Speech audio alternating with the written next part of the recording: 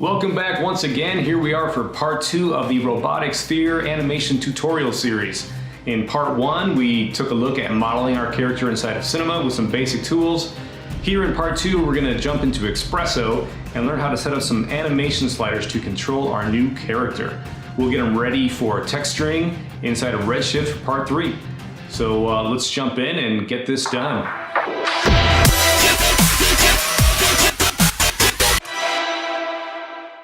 All right, here we are back in Cinema, and in part 1 of this series, we took a look at how to model our character here. So in this video, part 2, we're going to take a look at animating our robotic sphere. To do that, we're going to take a look at sliders, a little bit of Xpresso to control some of the movements in our animation. So let's just jump right in and start looking at that. We know we have our cannon here, which we want to originate from inside. We want to see it come out. We know we have our little side panel here, or our little outer shell that needs to open up to let that cannon come out. But then we have, we have the side here, which has probably the most visual detail in it. In fact, why don't we start on the side panel here? We'll figure out what we want this to do.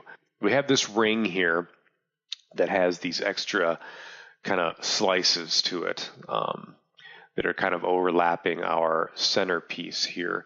So, maybe it's constantly in motion. It's constantly doing something. So let's start there, and we'll see how to get that in motion. So what I'm going to do is jump into our inner hull, and I'm going to turn off the subdivision surface. And let's go to our polygon faces, and let's get in nice and tight here to our main piece, which is it's this inner ring right here. So I'm going to grab our loop selection once again and start grabbing these sections of this guy. We'll pull out a little bit, make sure it's going all around. Yep, let's grab this ring, this ring. I want to get in nice and tight here. These areas. Holding shift, it's going to allow me to select or add to my selection pieces here. So we have this area down in here that I want to make sure we have grabbed what's back there. So we're going to get in super tight here, and it looks like we have the back side of this ring selected as well. So coming out a little bit. Let's go to this side and just be sure that we have everything that we want selected, which it looks like we do. We got the back side there.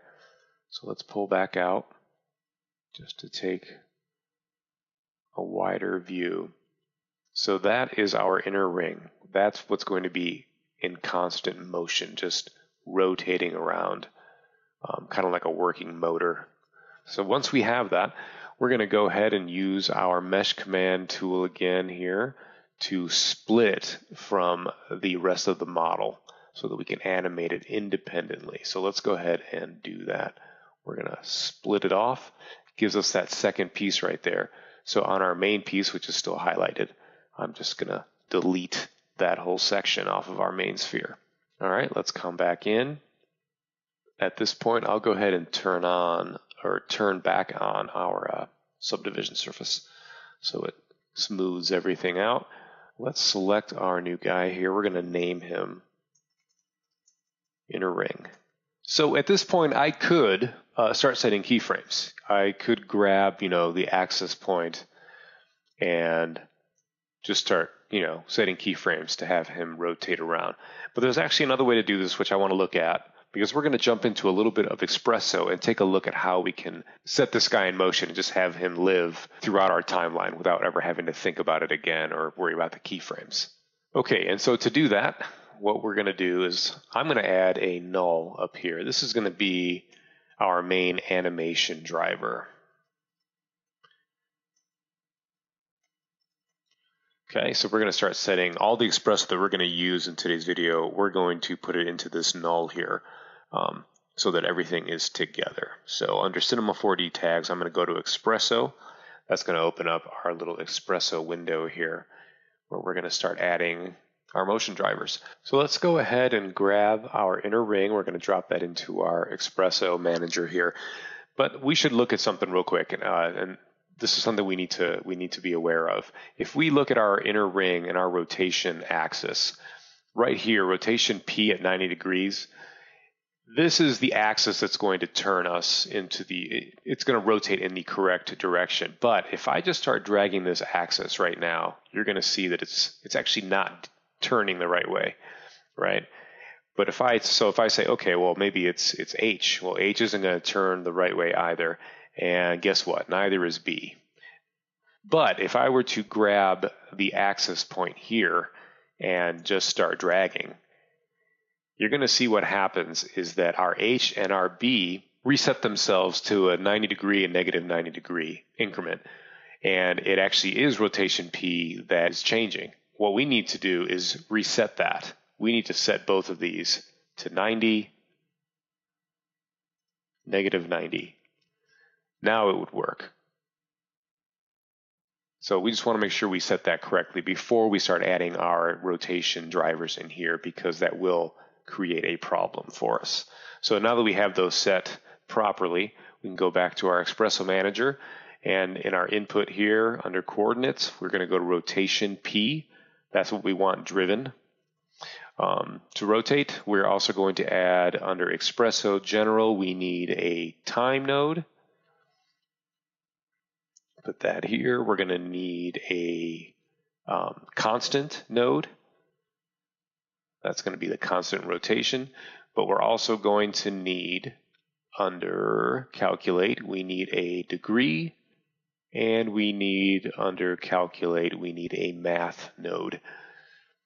The math node is going to default itself to be an add function. We don't want that. We want multiply. And the reason for this degree node here is that the constant driver and the rotation axis are not speaking the same language. Rotation is speaking in degrees, whereas constant is speaking in radians. I don't know what that is, but the reason for this node is to translate what this guy is saying to what this guy can understand. So we can't just drag him directly into our math to get calculated. We need to translate him first. Then he goes into our math input. Time goes into our math input. And the result of that goes into our rotation right here. Okay, so if I were at this point, let's say I'm thinking, okay, I've got everything plugged in correctly. I should be able to just hit play. So I'll hit play and we'll see something. Nothing's happening, right? So we're thinking, okay, what did we do wrong? Well, the reason it's not driving yet is because under constant, we haven't given it the value to drive. Right now it's set to 0. So if we want to put it at 25 and then hit play, we're like, whoa, why is it spinning so fast? That's not what I want. Unless that is what you want, and then you're all set to go. But we don't want it driving that fast for our purposes. So the reason for that is because under the translation degree node here, we have not set this correctly. We have radians to degree. What we want is degrees to radians. So now if we were to hit play, we should see a much more pleasing visual result. So there it is. This is going to live now forever. So if I extend our timeline here to get a little more play out of it and hit play, you see this will just keep going. No keyframes are set. It's just going to keep spinning. And the speed at which it spins at, again, is from the value that we set here. So we could set 125 and we're going to get a faster spin. So why don't we go ahead and leave that at 125 for now. We can always adjust it later. So that's our first driver. And we're going to move those up here because we're going to be adding other ones as we continue. Oops. So we'll just pull them here so they're in their own little corner. Okay, we can close that for now. Let's go back to the beginning. So we have that set. We can pull back out here. Let's move on to our shell, our outer shell here that's going to open up, allowing our cannon and our viewing eye to come out. You know what? I'm going to turn off this grid because we don't need to be seeing that. So what I'll do first is we'll take our cannon and we'll just hide it for now. And I'll do the same thing to our little eye. In fact, let's put them together here, okay? All right, so we are going to focus on our outer shell. And so the first thing that I want to do is make sure, since we know that we want to rotate him on H, that's where he's going to open up, right? We don't want to accidentally hit any other axes. You know, we don't want to change his position or accidentally rotate him on a different axis. So the first thing I'm going to do before we start setting up our driver is I'm going to go under our tags here and I'm going to set a protection tag. The protection tag is essentially going to make sure that we're not able to change any parameters on our element here, on our guy, which works great. But we want to make sure that we can still rotate on the H. So we're going to uncheck that under the protection tag. So if we go back to our coordinates, the H value is the only thing that will rotate for us. Everything else is locked into position. So before we can jump back into our Xpresso manager, we need to look at a couple parameters that we want to be aware of before we start setting this driver. So going to our bottom rotation first, let's turn to the side here and look at what's going on. If we start rotating this guy, we can see that he's going to open up, right? So if we want our cannon to come out, so let's turn our cannon back on for just a moment. Okay. We obviously want the door to clear that. So if we rotate this open to about negative 35, let's say, we know that that clears our gun to come out, right? So, okay, we want to remember negative 35 on rotation. The other thing that we want to look at, though, is the scale. It needs to scale up so that when it does rotate, it doesn't intersect this top half of the shell. We want it to overlap it. So if we go back under our protection tab, we're going to need to unlock the scale properties as well. Looking at, again, these edges, let's just start to go in very small increments. Okay, if we zoom in a little more, that alone should be enough for this to rotate and overlap the top half of the shell without intersecting it. So we'll reset these back to 1. Let's go set up our user data slider for the animation driver. If we go under user data here and we're going to add user data, here's our first data point. We're going to call this shell open, just like that. Okay, we want the interface to be a float slider. And this is an example of what that will look like. We're going to leave it at percentages from 0 to 100. All that's good. So we'll click OK on that. All right, now that we've set those things up, let's go into our Xpresso Manager window. There's our first driver, but we're going to add a new one in here. So we're going to drag in our bottom, and we're going to drag in our null driver. And then we're going to add, under Xpresso, calculate, we're going to add a range mapper. So now let's set these up. On our bottom, we're going to need 2 coordinates, or 2 properties, scale, and we also need rotation H. So let's open that up so we can see it. Under our animation driver, because we did set up that user data slider, we can now come down here. There's our shell open. Then under our range mapper, if we look under the properties, input range is going to be the slider that's coming from this shell open. So we're going to leave that at percentages or percent. For the output range for our scale, we're going to leave it as user defined, and that's good. So our slider, again, input is going from 0% to 100%. For the output, lower and upper, that's our scale. We're starting at 1, and we're going to 1.02.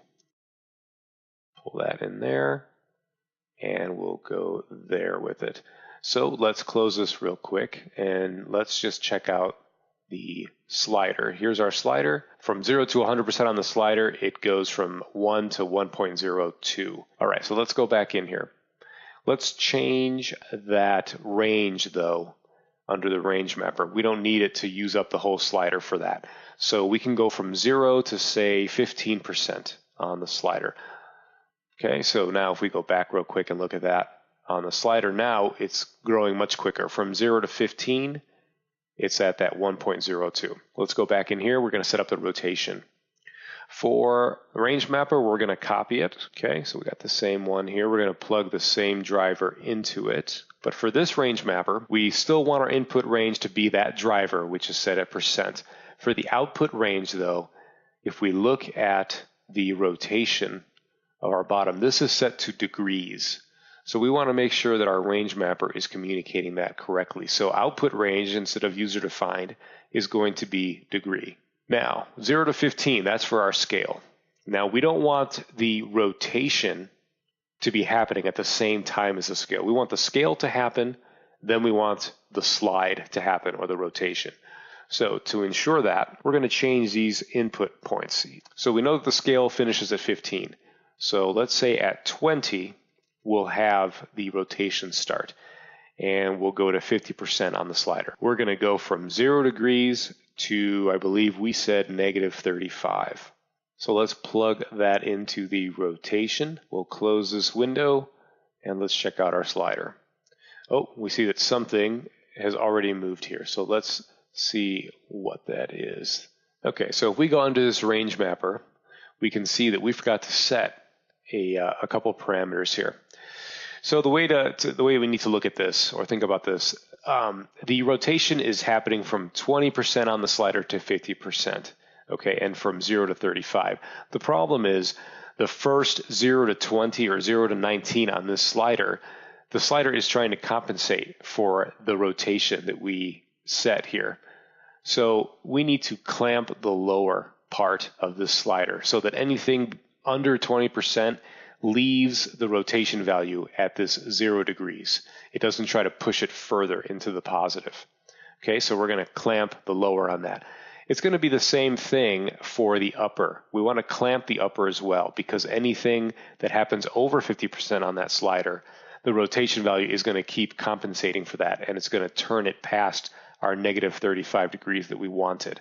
So by clamping the lower and upper, that'll lock it into these coordinates, so that it doesn't matter where we are on the slider, it's not going to go past the 0 and the -35 degree points that we set. So let's see if that's working now. We're going to start to drag our slider. So first the scale happens, and then at 20%, once it's opened up, then our rotation happens. Oh, and see, the scale is still happening, which means we didn't clamp that either. So let's go back into here. We're going to go to our scale range mapper, and same thing. For over 15% on the slider, we need to clamp the upper so that it doesn't keep scaling up. So let's check that as well now. Boom. Yep, there we go. So stops the scale and rotates open and stops there. So it doesn't matter where we go up here on the slider. Nothing else is changing in terms of those values. All right, so we've got that set up to be driven by our slider.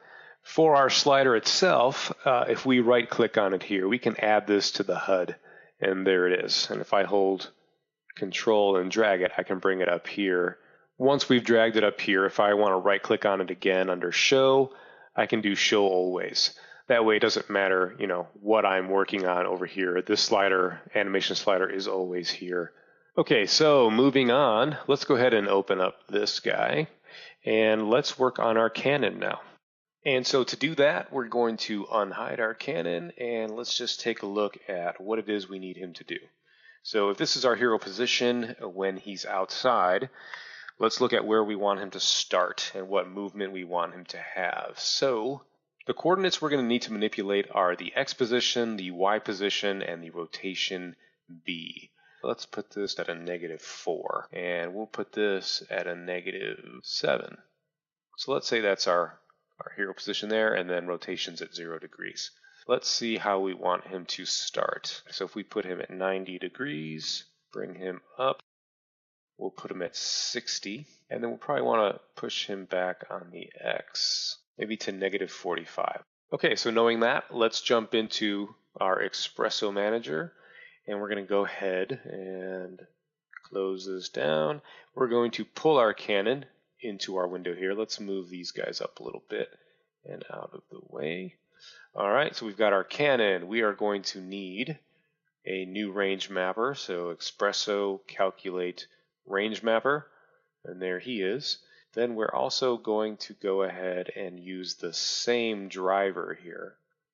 So coordinates for our cannon, we said we were going to need position X. We are also going to need position Y, and then we're going to need rotation B. And let's open this up so we can get a clear view of that. Okay, and then we're going to go ahead and add a couple more range mappers here because we know we're going to need 3 of them. Let's do that. 3. All right, so let's work on our X position first. Under input range, user defined, we're going to go to % for that slider. Output range, we're going to leave it user defined. We're going to clamp the upper or lower and upper. For our output lower, we are going to start at -45, I thought we said. And for our output upper, we said -7. All right, and we're going to worry about our input lower and upper later. So let's go ahead and connect this guy to position X. Now let's work on position Y. So again, input range, % user defined, and we're going to go ahead and clamp the lower and upper. Our output lower was 60, and our output upper was -4. All right, and again, we'll worry about inputs a little bit later. Go ahead and connect that. And now for this last range mapper, we're dealing with rotation, which again is degrees. So input range is going to still be %, but the output range is now going to be degree. We're going to go ahead and clamp lower and upper as usual. And for output lower, we're going to start at 90. Output upper, we're going to go to 0. So we'll go ahead and plug him in. Now that we have that, let's go ahead and plug our driver in. And let's check out what's going on here. We'll go to our driver here, and let's just turn a little bit to the side so we can get a better view of what's happening. We're going to start pulling our slider, and there comes our barrel. So it is animating with those different parameters, but obviously we can see the problem here is that we haven't set our inputs, so it's happening at the same time as our shell is opening, which is causing this overlap.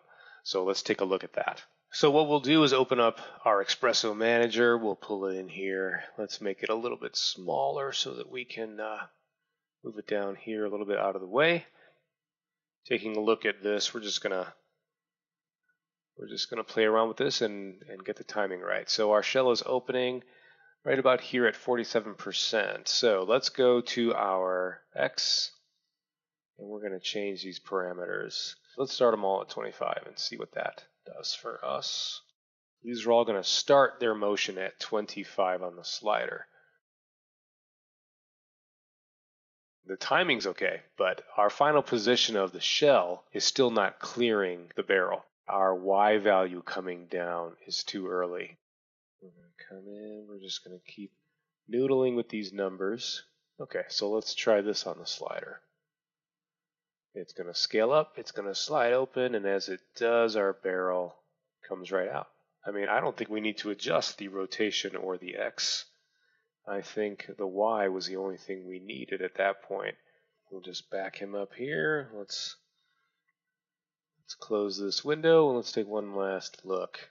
All right, we're going to set a couple keyframes, then we're going to end this video. This will be the end of our animation segment. So let's do that. I'm going to turn us here. Let's go to about 60 frames on this. And let's start setting this. So we'll set a keyframe here. And I want the open to be pretty snappy. So that initial scale up where it separates the shell, let's do that in just 2 frames and see what that looks like. So it's going to snap open. We'll set our keyframe and then we'll pause it for a moment. Maybe we'll go to 70. Set another keyframe so it doesn't move, and then we'll do like a 8-frame slide open. We'll give it another keyframe, and then we'll wait just a few frames, and then our barrel can come out.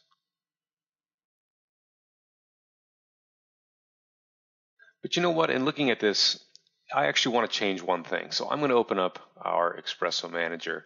I want to give us a little more opportunity for an animation. So I'm going to change some of these numbers. And I'm going to say, how about if our barrel is completely out by 65? Let's see if that completely breaks our chain here. So let's adjust some of these numbers. We're going to change our Y from 45 to 65, and we'll end our X at 65. So now everything is completely done by 65. Let's see what that did here. So if we start at the beginning, we open up, and our barrel, look at that, it just misses our shell, which is kind of cool. It doesn't hit it. So by 65, we're done. Okay, so knowing that, then let's go to 75 here. And we are going to add one more range mapper and go new node Xpresso, calculate range mapper. And if we set this guy, this is going to be percent. We're going to clamp the lower and upper. The input lower is going to be 75. Input upper is going to be 80. Let's look at our barrel here. So with these two parameters, we're going to go lower is going to be the -7 where he's currently sitting at. We're going to go to -20 on the upper. We're just going to go ahead and pull our cannon back into the Xpresso Manager one more time, and we're going to grab that X coordinate that we want to affect. There, and we'll go ahead and plug this Xpresso in there and drag it. Make sure our slider is still driving that. All right, so let's see what this did. All right, so pulls it out, animates, but then at 75, we do a quick pullback. And we're going to say that that's the shot right there. So we're going to want that to be pretty snappy as well. So once again, at 75, we will set a keyframe, put that there, and this is just going to be a one frame shot. We will go to 80, set a keyframe, and then we'll let it come back. Let's say 105. We'll go back to our position at 75. Set that keyframe. So essentially what's happening now, it's taking a shot and then resetting itself. Just like that. So let's play through this just once. Got our side panel rotating, then opens up, boom, takes its shot. All right, so we have successfully rigged and animated our robotic sphere, and it's being controlled all with this one animation slider here. Dove into Xpresso and explored that a little bit. So I hope you learned some things there. I hope you found that useful. In the next video, we're going to take a look at lighting, texturing, and setting up our camera. And that'll be our final pass, and we'll put this series to rest. All right, until next time.